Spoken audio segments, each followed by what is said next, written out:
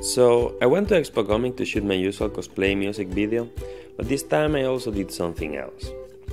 After shooting each cosplayer, I asked them, is there any part of your cosplay that you're particularly proud of, any part that took you a lot of work, or any part that turned out particularly great?